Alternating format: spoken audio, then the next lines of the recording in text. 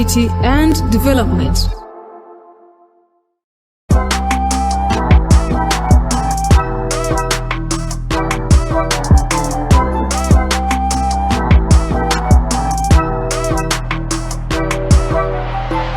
Assalamu alaikum wa rahmatullahi wa barakatuh. Muli mutya abalungi abali ku GTV olunaku olwaleero program Omukyaala Omusiraam egobye bumale nange nansumba Nadhira omwerezawo. Olunaku olwaleero program negenda kukyukamu katini era si nnyo kusinziira ku bye tubadde tutambulirako. Olunaku olwaleero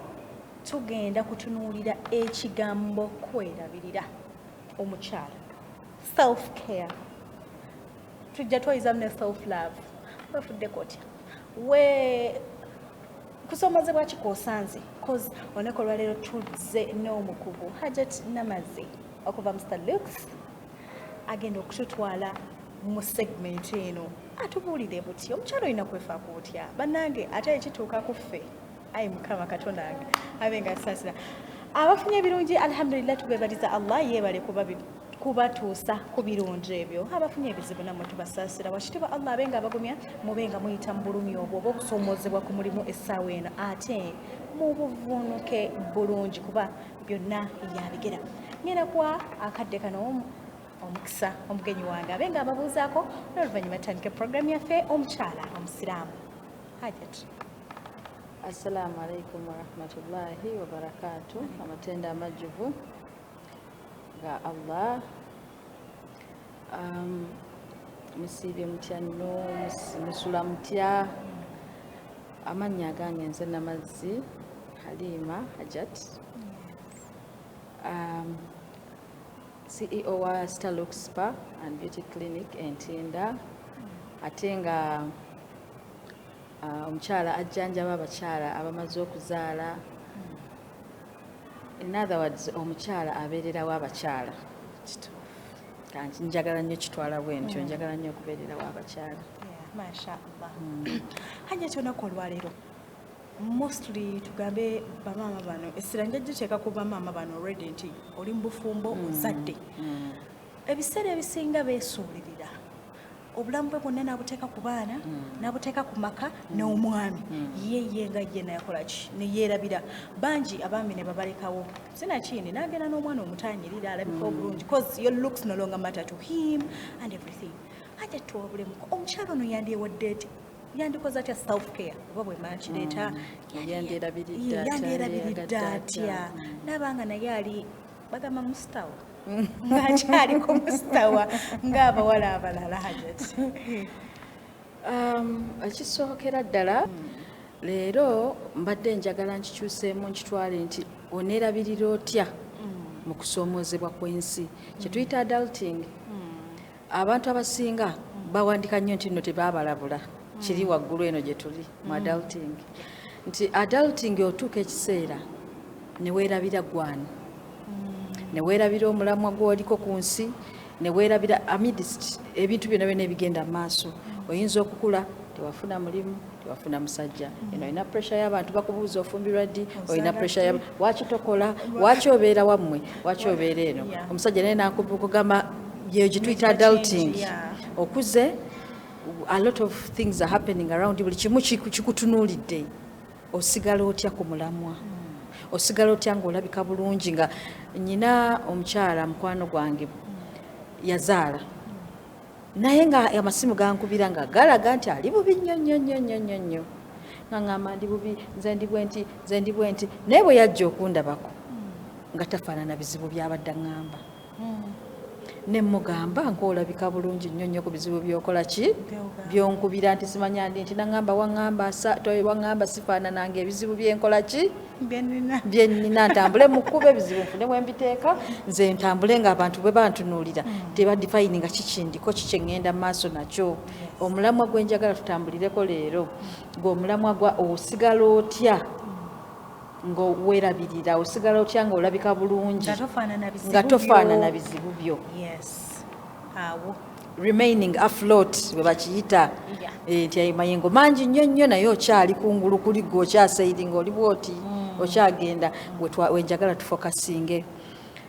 nti ne tutandika ne basics nti twayogera luli ku kwerabirira okwerabirira kwe kuki okwerabirira kwe kwera ku makya kwe ku tetujja gamba mbuno bulwadde kubanga okwerabirira kutwaliramu obulamu ne kubeeramu abantu abasinga okwerabirira bakutwala kulabika bulungi kwambala naye ate okwerabirira kuva ne munda oli otya onywa otya osiiba otya osula otya weebaka kati abantu abasinga be bafuna ebizibu n'okwebaka bakuvaako twajjirwa social media omuntu n'asula ku tiktok buba bukya neekanga nti alina okwebaka n'asooka yeebaka n'akeera ku makya ng'atunula bulala ng'oyambadde naye nga sikini tenyira lwaki teweebase okwebaka kikulu ate nga mu bizibu bye tulina mu nsi muno mu bukulu bwe tulina okwebaka abantu bakuviirako ddala abantu bafunye addictions ez'amadagala agali different ag'okwebaka ye ng'alowooza takola ki talina tulo naye otulo obeera natu naye weemanaginga otya neweebaka omubiri guno nga bw'ogulaba gwe tutambula nagwo n'obulamu tujja giyita nti it's like an amana it's a trust Allah yagituwanga trust tiyakuwa omubiri osigale ng'ogukola ki ogulabirira n'obwongo kitegeeza ki biki by'oteeka mu mutwe gwo biki by'olaba biki baani b'otambula nabo biki by'oteekako nnyo essira awo njagala tutambulire nti olunaku ki nga tukitwale nti mu lunaku saawa ki z'owulirira ddala nga zikumazeemu nti onaakikolerera kyekyo twekiyita drain nga bonaagamba olunaku saawa bweziti mbeera nfiiringa drained mba mpulira nga obulamu tebukyatambula saawa ki ey'obulamu gy'ofiiringiramu drained gundi yo bano abakyala abakola ne wobeera waka work schedule eri etya ate bamanyi okukola ne bateebalirira nayiza ebintu nava mu bintu nasimula ennyumba n'agenda kuba noona abakyakola mwami agenda okutuuka ewaka nga n'okunaaba yakwerabidde nga n'okulya tannalya schedule ogenda gikola otya bw'omanya nti nno ki ekisinga okuzibwalira naye ti kyekisinga okubeera nga kikuzibwalira naye nga te kyekisinga okwetaagibwa okumaliriza nti oyinza kati nga bwe nkugambye mbu oyinza okeera ku makya n'okola emirimu gy'awaka tegiggwa wootuukira ekiro ng'okooye n'okunaaba n'okwerabira ne bakusanga nga n'okunaaba tonnabakola ki kati ate nga kyekikulu bw'omanya nti schedule eri bwotyo otandika okweprogramminga n'ogamba ngenda keera ku makya nja keera nga nsooke nkole ki naabe nze nagambako abakyala wano nti nayina we nali ndi nga waliwo omukyala abeerawo oli omukyala yali stay home wife saawa zino doza alina n'abaana nga 7 naye bw'omutunulira bwoti omukyala oli ng'akeera ku makya n'akola eriiso n'akola omumwa n'anaaba n'ayambala engoye ezigenda mu tawuni n'afulumya ebintu tatandika okoze n'obutunulira awo tunomubuuza obadde olagawa nagamba tewali ngenda kukola mirimu kati banaakusanga naakulesa ewaka ayeraliikirira nti bwafuluma ati nga naawe oyitamu kumbe wooli bakuyita kwerabirira kukeera ku makya kyekiri kye nagamba nti okwerabirira nakyo it's some form of discipline kyekintu kyokola ng'omanyi kikaluubirira naye nga toyina kyakkola ng'olina okikola nti kubanga kiyambaani awo bwe tutambulira ne tugamba nti adulting kyeki adulting tumwogeddeko ne tugamba kwe kukula n'osoomoozebwa ensi n'obeera nga buli kimu ekikyo tekikyagatta neweekyawa abantu bakwogerera abantu bakuvuga sipiidi you have to olaba bakwano bo bali wala gwokyali eno emabega naye nga ani yatugamba nti tuli mu lutalo ani yatugamba nti tudduka tetulina gye tulaga buli omu Allah alina engeri gye yamutegekeramu ki ebibye n'obulamu bwe abasinga kyekiseese okutukuba ewala ennyo ne tweva nako n'ogamba oyo alina ssente kyova olaba ng'afaanana bw'atyo bangi nnyo abalina ssente naye ng'ate nazo baali mu zincorporatinga mu bulamu bwabwe bwa bulijjo nga skedyo yamubula talina maanyi akola nnyo okufa bufi ssente azirina abaana be batambula buli wamu gye baagala ye talina na budde bwetwalako mu sipa nga newo namugamba sipa ajja kugamba ekikulu nze obudde abakyala basinga bamanyi ekigambo sipa byabagagga it's not akimanyi ye kati nze stay home wife sipa nginonyamu naye nga newaka osobola okwekola sipa Spa is something you create to get away from the world. Spa is something ekintu kyeweekolera n'ova mu nsi n'ogamba kati nezzizaako ebbali kano akadde kange kakwerabirira osobola n'okafuna ewaka n'oba oyina abaana ogamba omwana wange yeebase leero sigenda kwebaka kanyingire ekinaabiro nange neekuute ku mubiri guno body scrub omubiri guno nkutte sukaali nkutte bikika neekuuteko konzira engulu oba kankwansaaleyo lwakabiri nazo zigenda kukakkanya ove ku bizibu by'otambula nabyo ku nsi amanya goteekamu to cleanse each and everything at home nolongosa omwami nolongosa abaana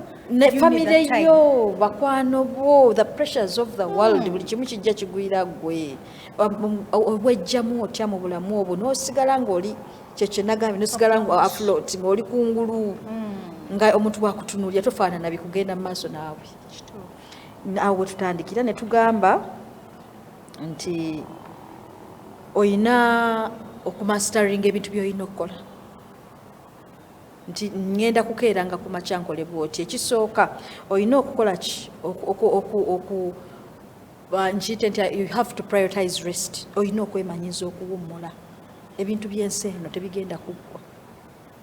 ensi tegenda yimirira gwe oyina okukeera ku makya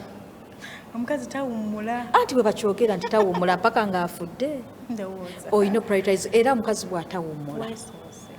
ogenda keera ku makya olwale bw'onaalwala ewaka wonna bagenda ffa bw'onaalwala ku mulimu bagenda kufuna gwe bateekawo anti walwala oli muli ku kitanda bote omulimu tegweyongereyo bwe guba gugwo gino gyaffe gitukwata mu bulago self employment ogwo nagwo gugenda kugwa gutambulira kwani ku boss nyene go anti wagamba towummula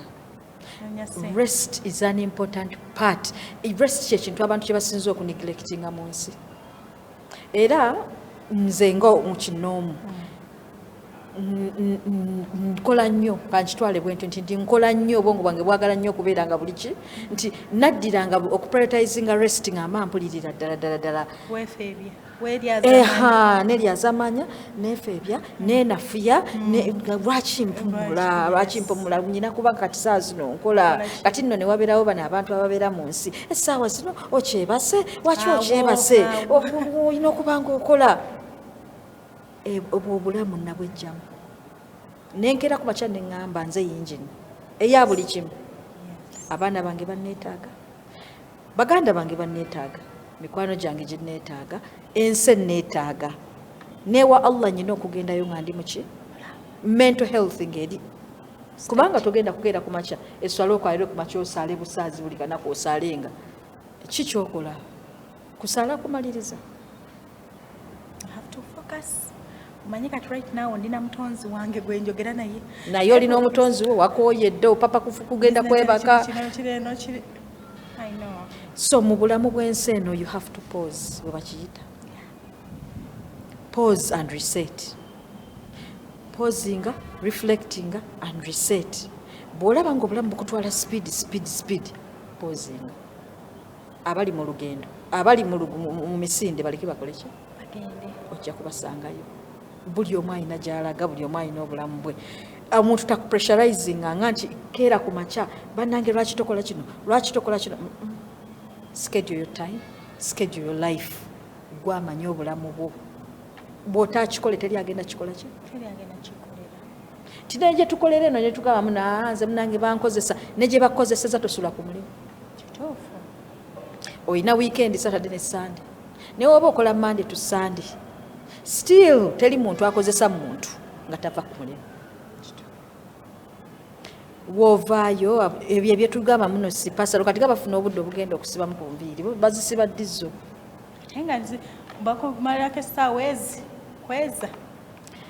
basiba n'akaswayiri akokoba kabasibirawo akakalekeko tetujja kagendako twakongerako lulimu kamazayo emyezi 6 ako twakaleka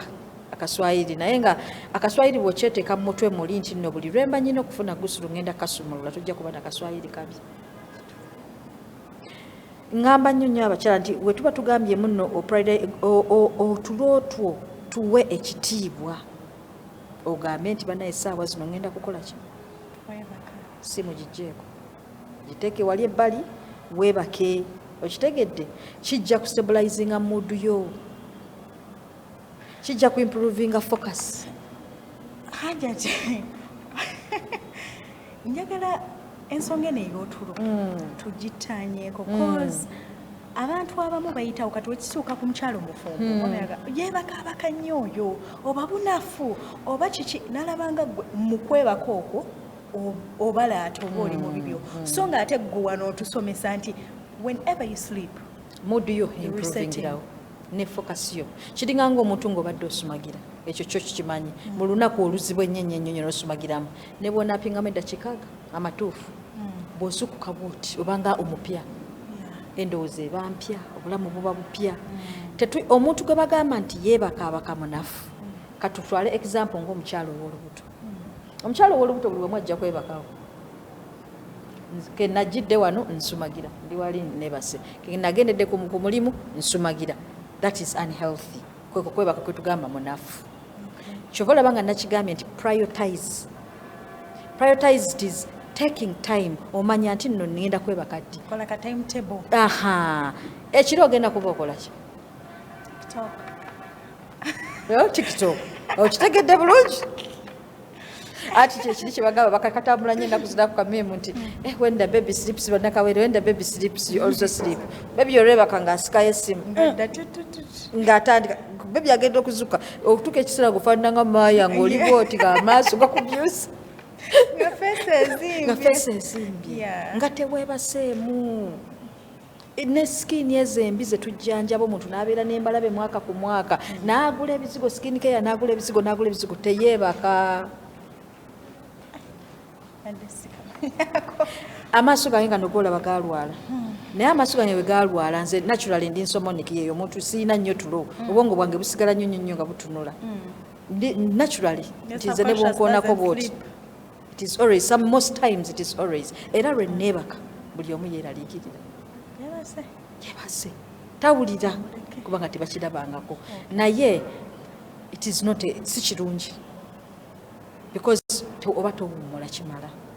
obwongo tebuwummula era lwe naddayoko ewa dokita wange w'amaaso naddayo ne mugamba lenzi zewampa tezikola nze gwolaba omutwe gukeera gukyannuma ki nantunuulira bwati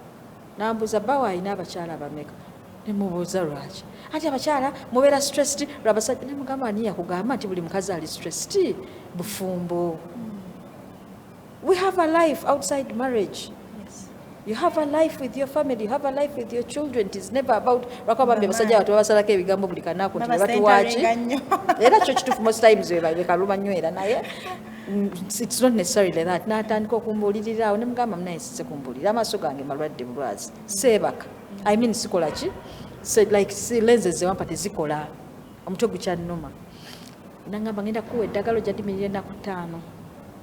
5 bw'onadda nga nziramu nga nkyusa lenzi olunaku lwe yampa kakerenda bwe nakamira saazuukuka n'enkya saava mu buliri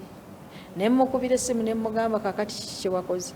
naŋŋamba amaaso go geetaaga okuwummula era amaaso agabo abantu abakaddiye n'agaba amaaso tegalaba tebagawummuza screen time kati ate twatandise okuwa abaana taabu mugenda kugula galubindi ate munagula galubindi omwana akule nga wa myaka 3 nga amaaso gafudde temuregulating screen time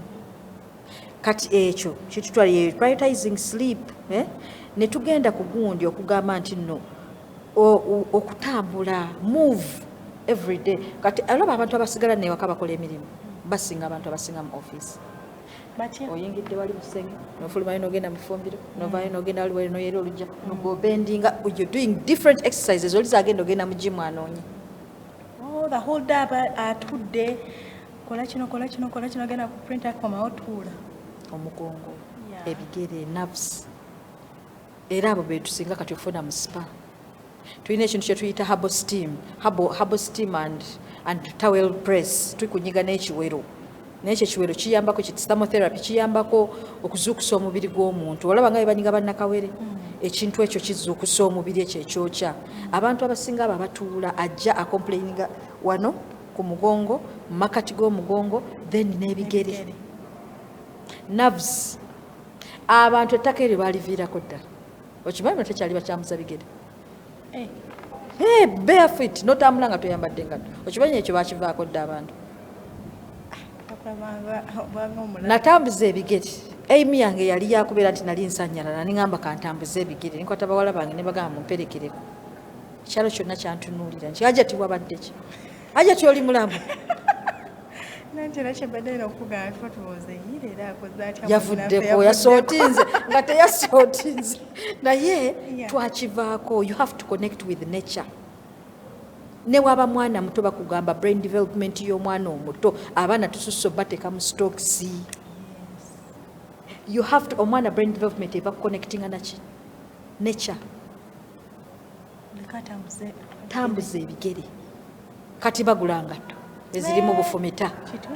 anti basobola naye ng'osobola okugenda wali amayinja n'otambula jamu engatto. That is also self-care. Tambula va ku nsi kyerowooza takubula omusaayi guno gutambule. Yes, you connect with nature. Tubeera n'amasimu gano 24/7 radiations zikuvaamu ddi. Connect with nature.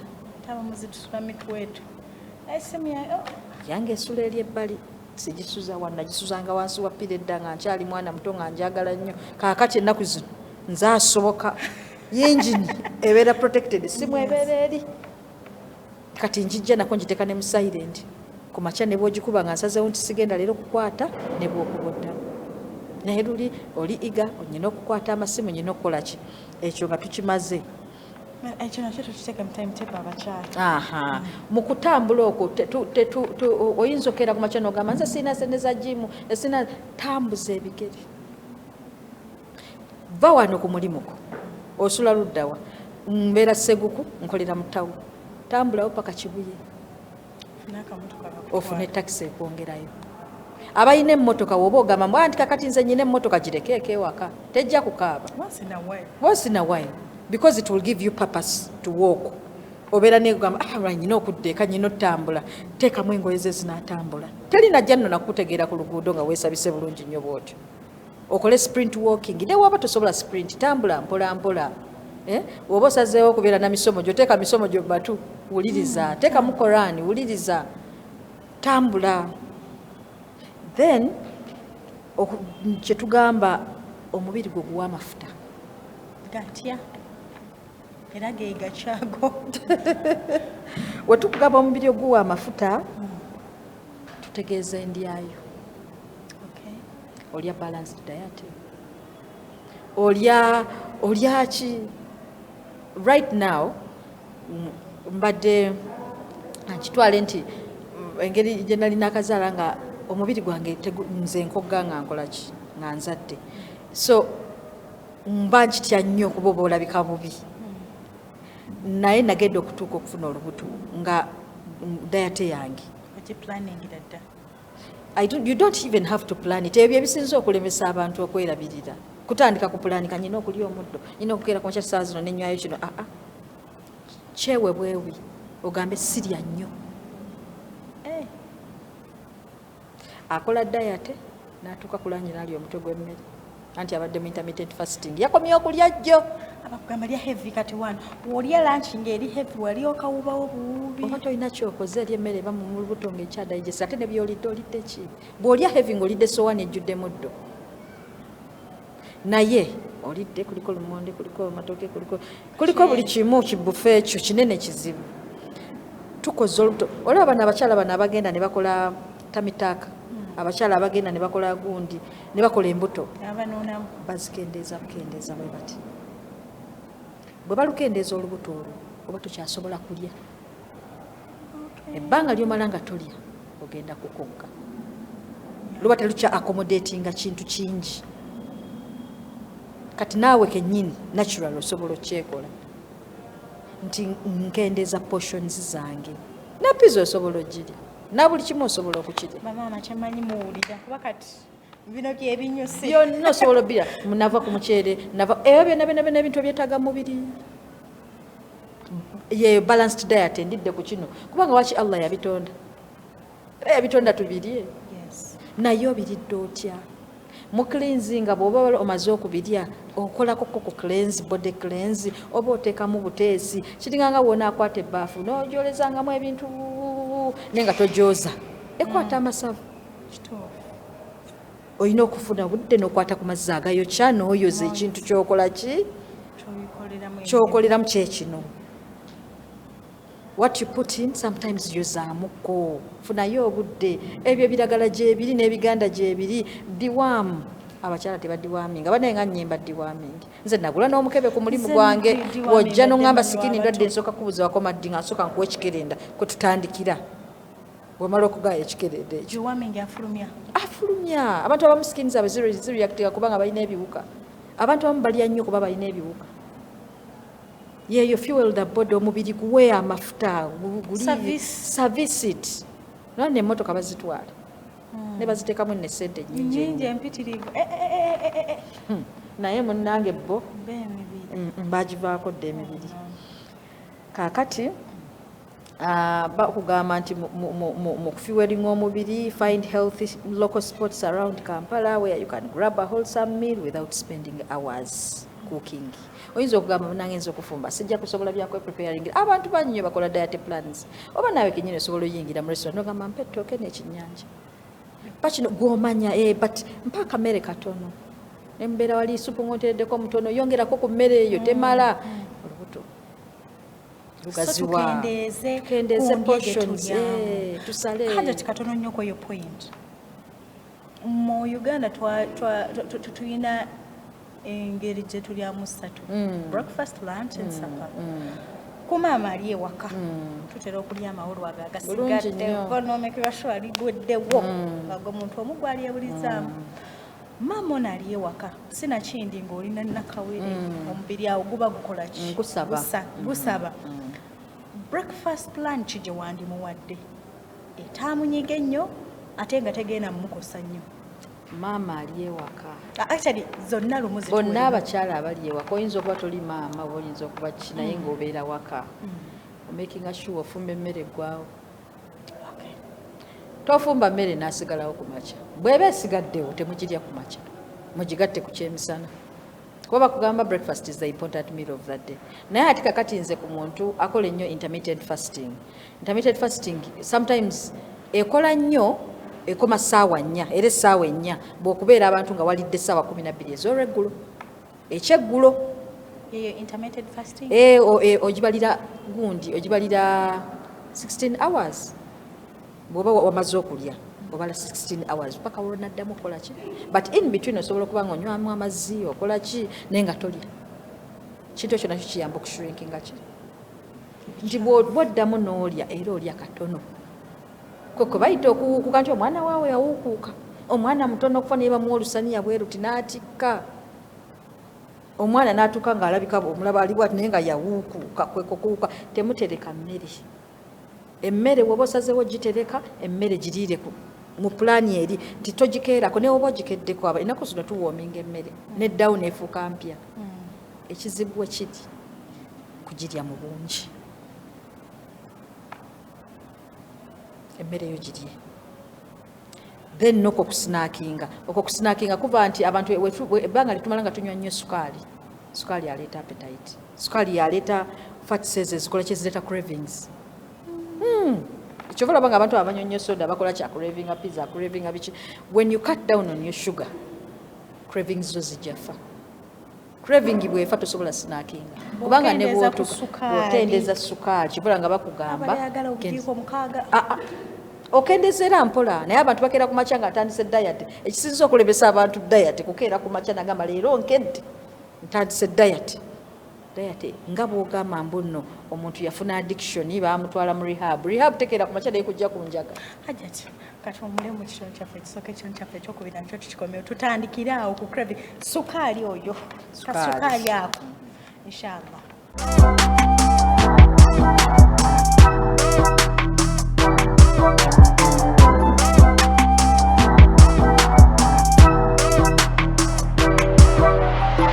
kulisayo nnyo mu kitundu kyaffe ekisooka abalabi baffe abalungi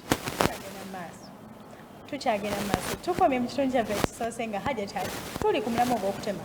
ku biki bye tulya we are planning our schedule butya bwe tuyinza okwebezaawo endabika yaffe neesigalawo mu kusomoozebwa kwe tusanga ensangi zino. Hajja tabadde akyatulambulira kusala ku sukaali gwe tulya nti ng'atubuulidde gye tukoma okumulya gye tukoma ate okuyoya okufuna okuyoya ate okuyoya kwe kusinga okugejjesa kibula nga abakyala emito bagamba yagejja nnyo baba bayoya n'agamba bampe ku kino lwakuba nga oyo aba lubuto oba tulina ngeri gy'omugaana naye agenda okutuuka okumala okuzaala omubiri ogwo gulwanisa okuguzza naye ate era n'ekyo nakyo njagala nkikooneko nti tewabaawo omuntu yenna akuwa time frame mu butya bw'ogenda okwetereeza nga bwe natandise si lutalo ate si misinde ti waliwo alina okusinga olaba omukyala ng'azadde n'abeera ku pressure y'okukoga mu pressure y'okukoga ogenda kwerwaza ogenda kukola ebintu vigorously ogenda gula makerenda ag'okumira abantu abasinga bakoze n'ayitawo kubanga amakerenda tebamugamba nti bwogamira property ekoze esigala mu system nesigala ng'ekunywa irrespective nti wagakolaki wagavaako n'otandika okukoga ate n'okenenuka ate n'otunula bulala. Tuyina abasajja bajja ne bakomplaining omukyala wange yakala agwe kalumanywera anti munnange oli mu lugendo lwolaba ku tiktok abamuwala yazadde jjo enkyali ku tiktok azina ye wamala okola tiktok eyo yadda kikameka ngaddayo eri ebbali ng'asooka akaabamuko ng'enkondo yamulumiza ekiwato naye toliyo eyo naye oyagala obeera ani kati mu mbeera eyo kituleeta okutuuka ku mbeera eno gye tugamba nti adulting weba ekutwala ng'ekumazeewo nogamba nkedde ku makya I am depressed nina anxiety sometimes ayinza okuva ku bintu byoyagala byobirubiru lwabyo byolaba nga tebituukirira nofunawo anxiety nogamba nange naye kino nakikola nekituukirira kino nakikola ntya nenkimalayo. Njagala okugamba omuntu ali eyo yenna anxiety ti ekintu ekisinza otuleetera anxiety kuva ku Mungu. Nyina omukyala gwe mbadde nyumya naye ku makya omukyala nga ngamba ati nyina omulenzi wange eyo biki njagala jampase omulenzi oyo bwanampasa nja kukola bino nemuga kati olwo Allah omulese omulenzi oyo si yagenda okukola ebintu ebyo obulamu bwa Allah yabukola ki yabupulaninga dda ayinza okuyamba ne bufaanaganako n'obubwo bw'opulaninze n'akuyamba pulaani zo ne zitambula nga ye naye ng'ate aba yakupulaningira ebibye nemuwa example nemugamba olaba nange oyinza ogamba nti ndi mufumbo naye ate era nfukamira nensaba Allah nemugamba nange batuwe ku school fees munaye Allah batuwe ku kino naye ng'ate oyina omuntu alina bikola ki alina yisiza mu ki bwakuyamba n'akuwa omuntu oyo n'akola kyoyagadde alhamdulillah si magezi awangizayate bwe tugenda omufuniraawo kuddira kwata buvunaanyizibwa bwa Katonda ne tubutikka abantu tujja kumira amakerenda ga depression ng'omuntu oli tatuukiriza nze natomera nze golaba nadiba nodiba nze nalina kuba bwenti kubanga ebintu by'ensi eno byonna bitaddeko amaanyi tulina kubiteekako maanyi tulina bivaako netubireka nebitambula nga bebirina okukola ki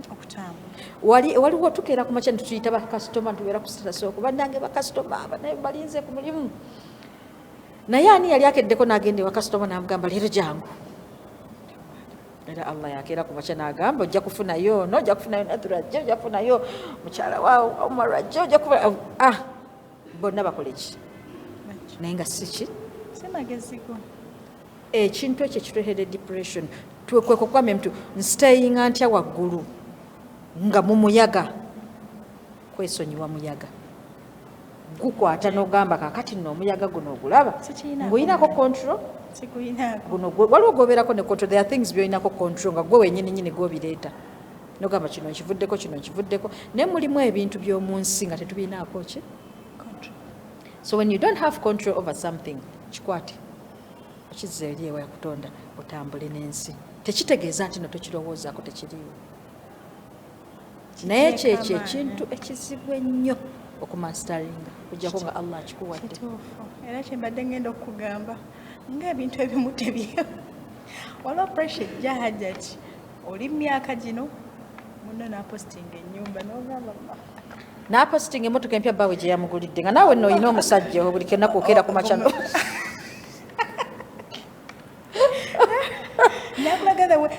omanyi kati wajjawo buno obuntu bwe bayita vlog nakulaga how they spend their morning ogamba nze ndi ku kibannange nno Allah ali eri abalaba mwenna muli bwe muli ndowooza aseka aseka nakola nazira ne bwana ayagala tajja kuvuga mmotoka ajja kuba wakigere paka bwana afa bwe namwe emmotoka ejja kumutta ajja kukutuka amagulu afe nga mulema awo wonna twavaawo dda era nyina omuntu wange alina obusobozi bwonna mama we mugagga baawe asobola omukulinda buli kimu. But she's driving a very old car. Right? Twali tuyogera nga ntuvuga naye yali ankimyeko namuka nkimaako nvugeko navuga nga emmotoka yaffe nkadde okufa naye nga tuli happy nga tutudde muli nga bantwala emmotoka agadde nemugamba owulira tanagamba nemugamba Allah tannakubako byonna everything around you kiraga nti no olina okubeera mu mmotoka nga mpya amaanyi tannaba ayina lwaki buli wooli mu nsi muno kyenjagala okugamba omuntu ali eyo ti buli situation gy'olimu n'owulira nga muyaga gukutwala tandika ogutunuulira gweva ku kino ntino lwaki ndi bwe nti lwaki nze Katonda gwakola kiyingiremu munda okikkirize omala okikkirize okigambe njigamu ki kubanga Allah takuleka mu mbeera atuuka n'akola ki n'agikugjamuko tosobola kuba completely sad for the rest of your life. Mpozi it's a mindset n'ogamba nze gwolaba nze sirabanko ku ssanyu obulamu bwange bonna nze mbadde munakuwa kyekiri kye yatugamba gratitude. You cultivate gratitude weeyigiriza okusiima n'obuntu obutini ojja kutandika okulaba nti ne bwoba otambudde ku kkubo n'ebinene oyinza obutabiraba kubanga wamanyire okukola ki okusiima obuntu obutini n'omuntu akusanzeko ku kkubo opayinda abadde otandika okusiima n'obuntu obutaliimu n'ova ku ki ekyo kitusigazza nnyo nga tulabika bulungi gratitude. Ate era bwe yatugambirawo gye munaakoma okunneebaza nja kubongera tetusiima twabivaako dda ali naddala fe abakazi bannange Allah atusaasire busaasize ensiima yaffe eyo ntono kaakati tugenda kukwongerako butya bwe tunaasigala waggulu bakugamba foster deep relationships. Problem gye tuyina mu nsi muno deep relationships ngenda kigamba nti tuyina emikwano naye abamu tuyina emikwano nga tegiri real gye tuli ng'emikwano gye tuyina gye situations ze tulimu. Work friends might not necessarily be your friends. They will never be, actually. Oyinza ofunayo ogwa ddala Allah ayinza okusaasira n'ofunayo ogwa ddala naye ani gwe tuyita omukwano mukwano gwo owa ddala ye muntu amanya nti tubafuna naye ate kati nze nga nakyogerakoko wano era waliwo obungi nali neŋŋamba nti nafuna omuntu eyanjagala bw'atyo n'entya kubanga nali sikimanyi nti abantu baagala abantu bannaabwe bwe batyo. Wakoze ki walidde breakfast oli otya oli depressed akankukimewa kakandete breakfast awo nkugjewo awo akola ayina family ayina abaana be sigama muno ali firi ali awo talina kyakola she has a life naye making sure nti osigalawo takuleka n'emikwano gye tuyina olwokubanga leero toyinaamu zigenda out olwokubanga leero wenyiizizza tagenda kulondoola lwaki tagenda londola lwaki ono yasirise oba yasirise abeereyo omuntu asirika naawe tomuddamu abantu bali eyo beetuga abantu bali eyo bamira makerenda bafa olinda nemovu sijja mukeberako ate oba naye tankeberako gwemanyi ote batakyalina airtime yaggwamu ekintu esimu baagibba nojibba tubatuukako ng'alina nakabiri nga nakabiri kikayina tekakyajinga naye nga yalina iphone. People are going through things. otuuse otya nti oli gomanyi mugagga nnyo naye nga bamusiba naye gwoli enu yafuna emikwano empya abeereyo negyo emikwano gyo bakugamba funa quality friends who aba prioritizinga quality over quantity kikyakufunamu abo nabo tubalina bakikyakufunamu tuyina emikwano ng'oli mukwano gwo ngenda kukusabira ekyo tulina okukivaamu nga talina kyakuwa naye nga mu lutalo lw'okufukamira ate nga kyekisinga ekyo omuntu akugamba ngenda kukusabira kyekisinga ekyo so bwe tuba tubuildinga support systems tutunuulire nnyo kizibu nnyo kola emikwano mu bukulu emikwano ejja ddala Allah akusaasira busaasizi kyovala nga batugamba tusabe nnyo nnyo omukwano gwani gwa Allah yodduwa namba saba omukwano gwa Allah bw'anaakuwa omukwano ajja kulondera n'emikwano eginaakolaki kinaakubeera okumpi eginaakwagala egyo gijja kusigaza mu nsi nga totoma tugende ku mu nsi muno tulina nnyo embeera eno ya people pleasing nokeera ku makya nga olwokuba nga munaye gwe tugamba nno abantu bajja kunyiiga ate kakati nedda kale naye woba toyagala newe kiba kikoze eki kikunyiiga ffenna tukula ne tukivaamu twaliko bwe tutyo yes bulungi nyo ate nga siwulira bubi nekugamba nedda mbalwa ajja kukugamba yajja tiyagambye nedda leero yagambye nedda sigenda kusobola I no longer shrink myself kujjamu obwo obutuli obwo nga sijjaamu banaye nenyigirizeewo bwe mba sijjaawo bakugamba ezo zebayita non-negotiables n'ogamba nti kino nakino tetukiteesaako kyekiruwa nze mu respect tetuteesa ntoleratinga buli character awo yonna negotiable yange tetuddamu kukwatagana omuntu gwotawa kitiibwa lwaki oba okyabeera naye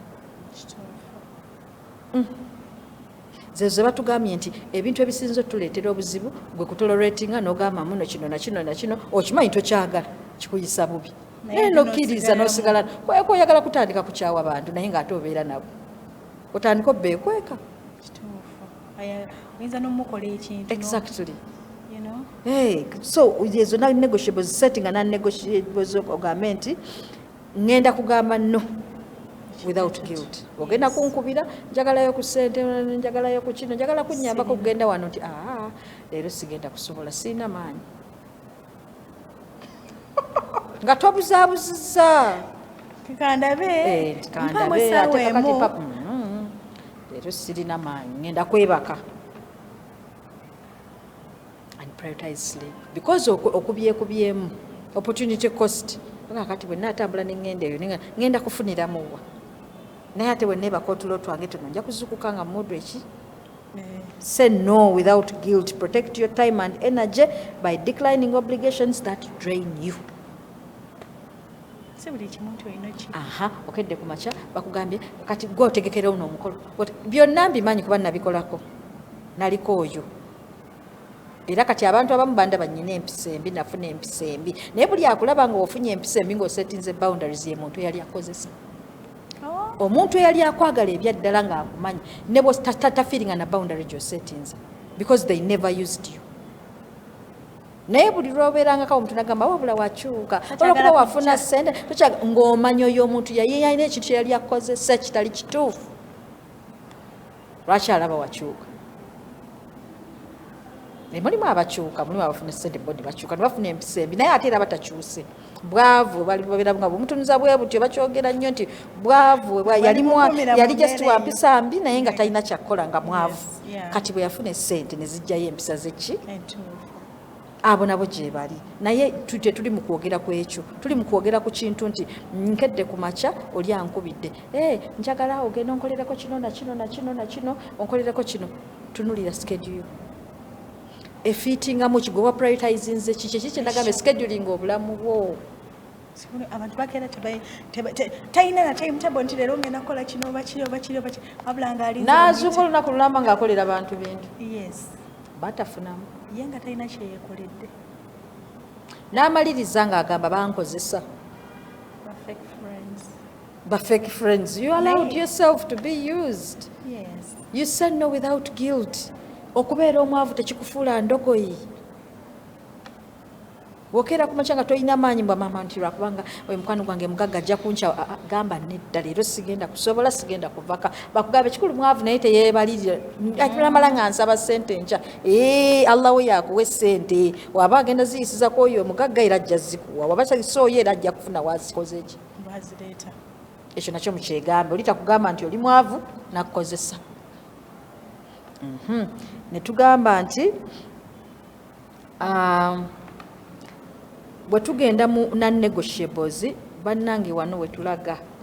screen time fenna it's an effect nze kamwa kwogera nange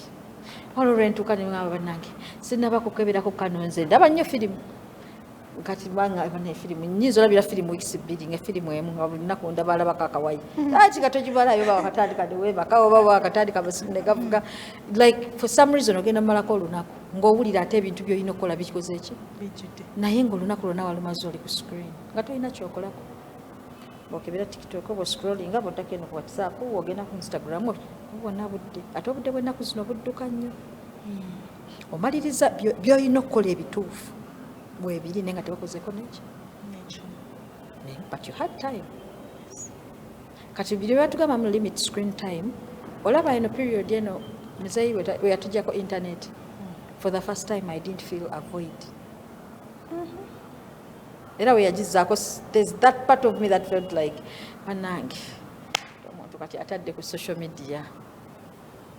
for the first time I didn't feel like I was missing out era nenkyebaliza Mungu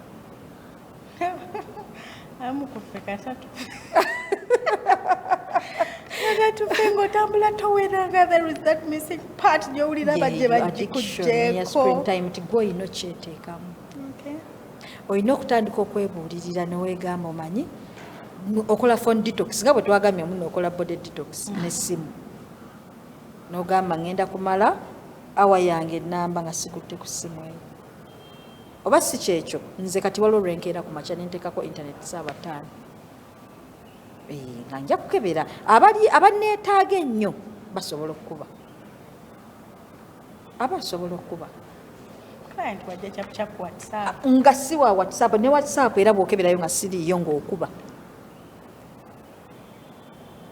tulemekaka bintu bino bannange ebintu fe ababikyusizza no bannange sibeere ku internet nze nkolera ku internet abo ba trading abo be bakola trading abo bo balina okuba ku internet 24/7 balina bye bamonitoringako naye ng'omanyi nti nno mbusimanya ninzeeko kasitoma nabagambye wano nti okeera ku makya nga tumanyi kasitoma gyagenda kuva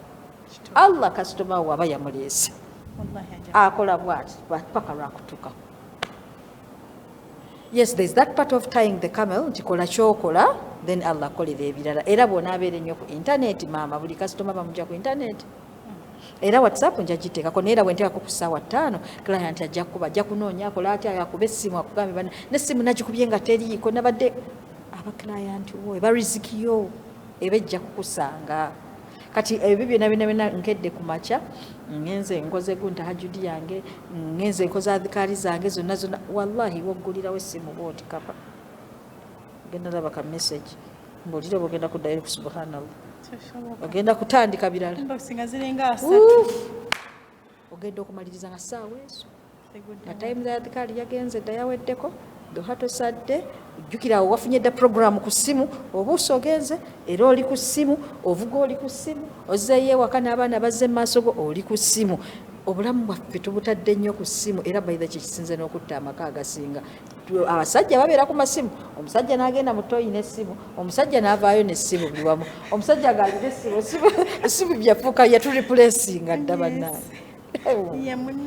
ye munneewe kati screen time no omuntu notuka n'okuteekawo omutwe simanyi bakyali kikutuuseeko naye ebintu by'olabye sometimes woteekawo bwe subconscious brain eyo ebiplayinga byonna definitely oba owumudde kaakati ebyo byonna tubigenzeemu katuwumbewumbe tugambe nti ekintu ekisinze ekirala okuleeta abantu okuva ku mulamu amidst adulting comparison it is a thief of joy n'oyagala obulamu bwabali bubeerenga obulamu ntuulire ddala mu bulamu bwa Halima nga bwalimu tomanyi Halima gwolaba ne gwakukkiriza okumanya you don't know what is behind the you do scene. not know kyenkukkiriza okumanya kyomanya ate ennaku zino abantu baleseewo kino ekintu kyebagamba you oversharing okunyumya ebikuluma bye oversharing ogenda kukola oti ogenda kubeera nabyofe bw'ogezaako okunyumyako kono gaba bannange you overshare omaliriza oversharing bwe bakuganye oteresa obulumi munda wecomparinga ne Hajati Nathro oyagala obeere nga ye bannange akera ku makyalabika bulungi anyirira njagala mbeere ng'oyo lwaki sibeera ng'oyo siina ssente ye alina ssente alina omusajja amwagala osula naye obeera naye omanyi routines ze ez'olunaku tewali asobola kubanga munne naye baba babazaala mu lubuto teri alinga munne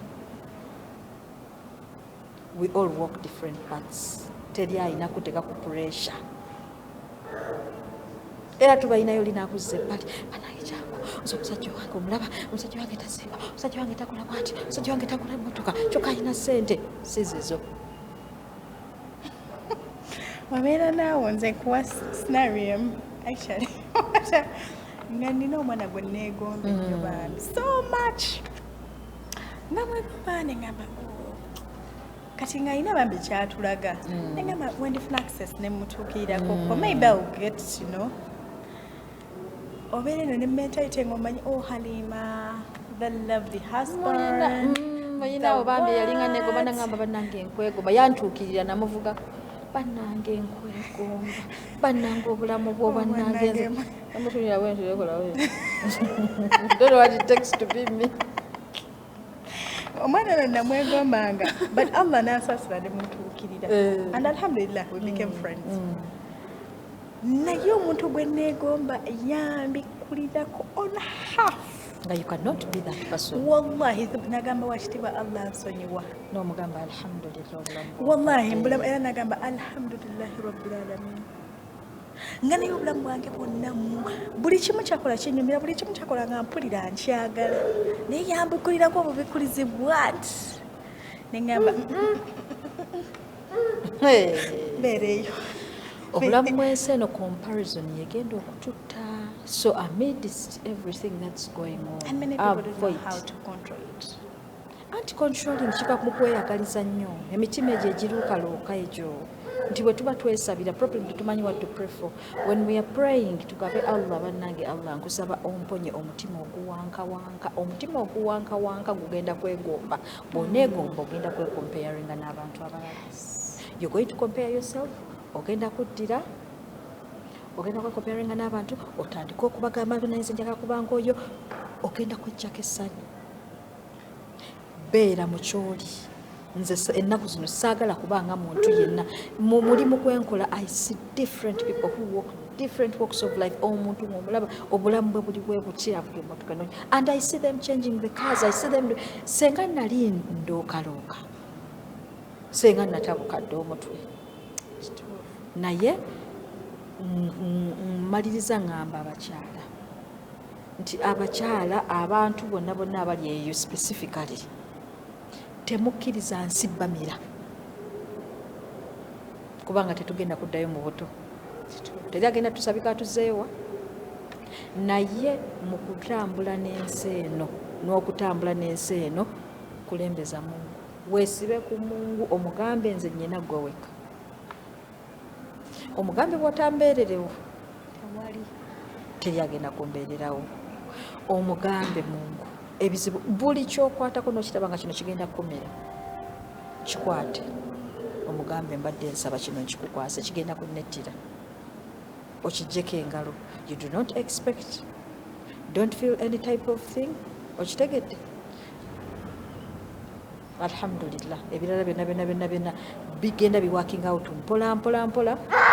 topic eri very wide otuba tugigenzeeko tuba tugendagenda mu bintu bingi nnyo naye nga maliriza ngamba nti twewa obudde mu nsi muno twewa obudde ng'abantu bw'olabanga ebizibu bikuyitiriddeko nze neegomba abeebaka ye ebizibu bwe bimuyitirira ate nga tamize kakerenda anaabisanga ddi enkya abantu abo bali bulungi nnyo osalako ku budde bw'omala nga olwokeera ng'otunulira kino ng'otunulira kiri you move along in life. Haja tunabigambo ebyo tweyanziza nnyo tweyanziige bingi kimanyi naawe omulabi waffe byoyizeemu nange njize ngenda kwesetinga I'm going to make my own timetable naawe maama ali eyo omukyala ali eyo banange kola timetable yes emirimu gyewaka teji kabagambe ogendeeko mu spa fentinda tulina end of month offer saawa zino tulina ne ed offer era abakyala bankubidde dda bannange hajati nga tonnatuwa offer we tuba tusalako emiwendo nga gyonna ogisobola ffe ekyo tuzikolera ku mitwalo 4 simanya body scrub netugizza ku mitwalo 5 haji musabe nga bw'omusaba abaye omusabe ezogenda okukuba ina omusabe ezogenda okukuuta ku feesi omusabe ezokukuuta ku mubiri bakunyigeko ne ku mubiri obadde osiiba okaze mugende mukakaalukana n'okujja obuzza okwogerako bwogezi kubanga ezo offers ezolaba zigenderako okwogera counseling omuntu n'oyogerako ku bikuli ku mutwe some people obeera tomanyi basikumanyi newe mba nkumanyi basobola kulala buli woyogera odde engulu era ogenda okuddeeka ng'oliki ngoli mashaallah mujje tubakoleko mujje abalina bannakawere temutereka bannakawere kuvundira waka kulabika bubi tubanyiga mujje banange tusalux banange inshallah jatinja kuyitirayo inshallah tujja kulinda inshallah yes program yaffe olunaku olwaleero bwetyo bwe badde omukyala omusiraamu tutunuulidde ku ngeri gy'osobola okwefaako bingi bye tutunuulidde bakyala muwummulewo comparison mugirekeraawo lekerawo okwedraining ennyo kubanga buli kimu bannange ekyo kimpitako si buli kimu nti ogenda kikola kireke togenda kola challenge za tiktok zeesonyiwe live your life the way it is wakitibwa allah kyakuwadde obutono obwo bw'olina bumweyanze ogenda kufuna emirembe ate osinga n'abalina amamotoka balina amabenzi so badde nasoma ne dhira omwanjuzo wa programu omukyala omusiraamu olunaku olwaleero mbadde ne hajat namazi halima okuva mu Starlux spa awo entinda baagaliza olunaku olulungi assalamu alaikum warahmatullahi wabarakatuh